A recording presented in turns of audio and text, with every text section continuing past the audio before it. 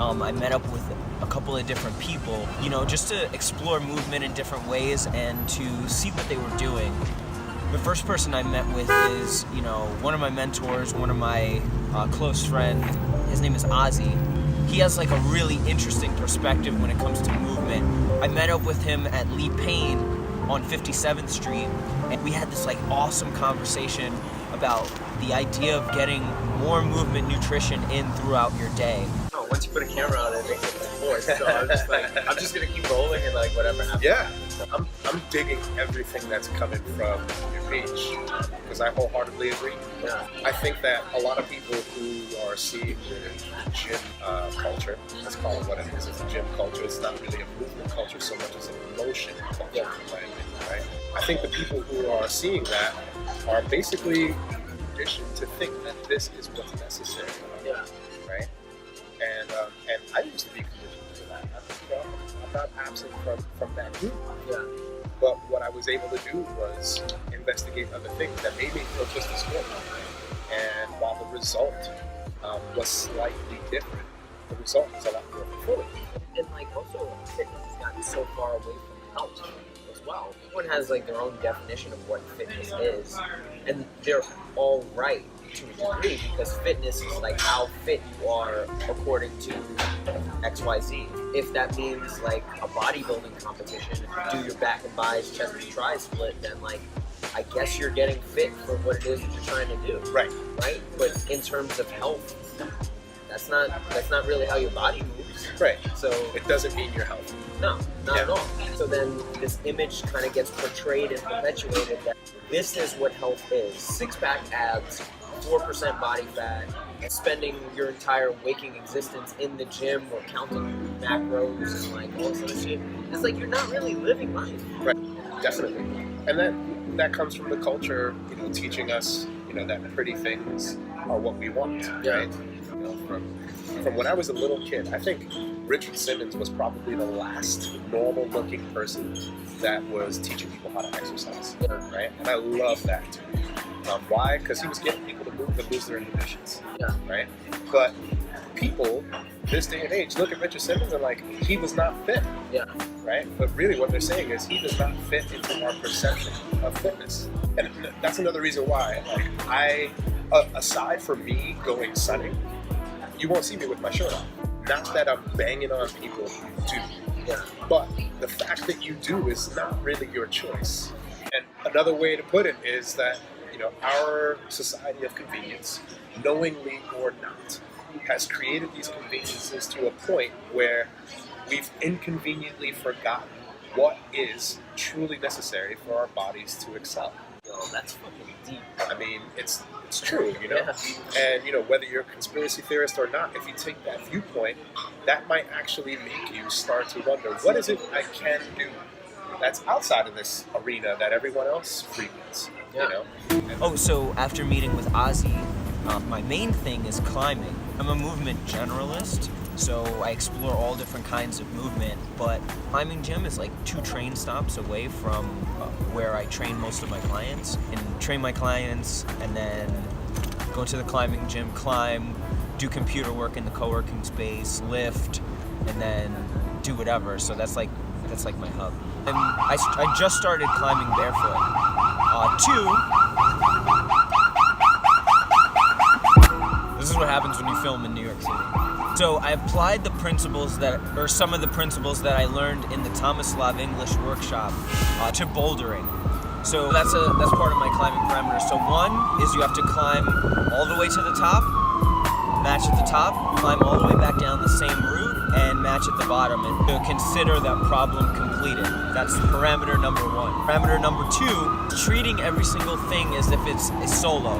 So if you've ever seen that movie Free Solo with Alex Honnold, the consequence of falling is death. So that changes everything. That changes the entire perspective with which you climb. When I was climbing throughout the week, I was exploring that. So now an added parameter to this that makes it exponentially harder is I've transitioned from bouldering shoes, the conventional climbing shoes, especially being more into natural movement and living more intentionally.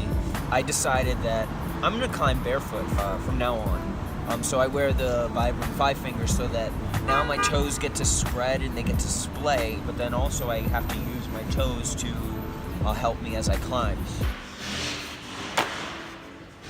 So all of the technique I've learned in this like year of climbing, like half of it went out the window because now I have to learn how to use my feet while I climb. So for me, it's less about becoming the world's best climber by conventional standards. It's more about the cerebral pursuit of learning a new skill and just constant skill acquisition. So what did I do after that? Oh, so with this idea of being the eternal student, I played a bit with coordination patterns, so I make it a point to learn a new pattern every single day. Yeah, let's see. Fuck! Alright, here. Flow state.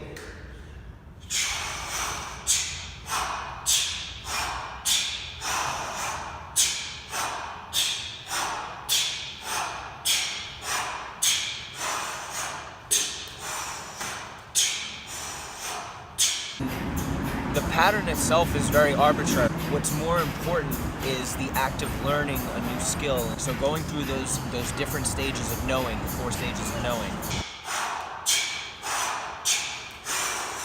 Fuck! Oh, that was better. That was a lot better. Woo! Getting to the point where you're consciously competent in a skill, and then you move on to a new skill. What did I do after that? Another person that I really like to share ideas with is Marie. Look at that. Ooh, got you. Yeah, I was taking like one of those like creepy videos from across the street. I was like, you might be. You might be over here. I was like, can you see that lion's mane from all the way across the street? That's Marie. Yes.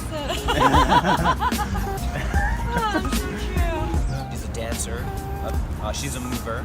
She has a podcast called this thing called Movement, because movement is all encompassing, so she likes to hear different perspectives. So I took her out of her element, and we were in Columbus Circle, Central Park, and I took her to do a little bit of tree climbing, which was completely out of her element. So always before you enter the tree, you want to kind of just do like a visual assessment before you even enter. Yeah. And so that's where tree dancing comes into play. So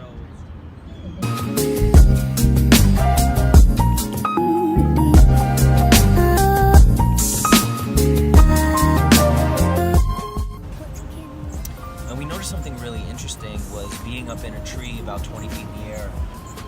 Most people never look up, so just the perspective shift of being at a higher vantage point than other people was pretty interesting, and just seeing the world from a different perspective.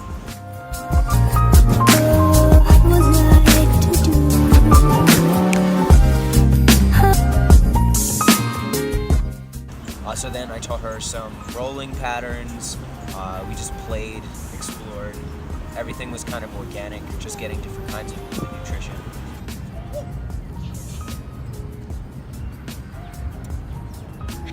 So you're gonna go left side out, land on the left side, drop right side in, and roll towards me. Yeah!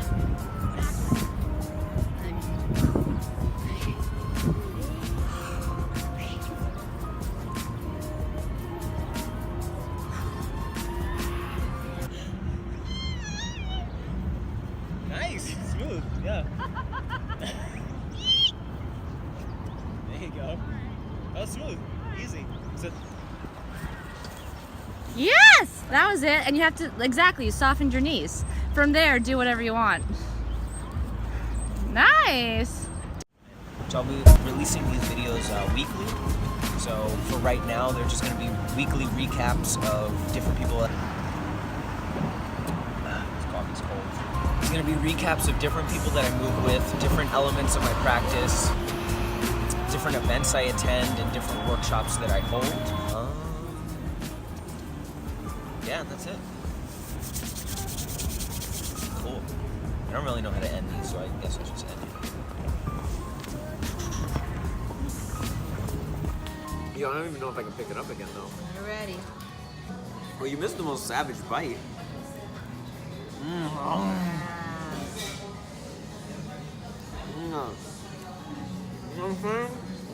This is real life. What does your shirt say? This is real life. Happy humor.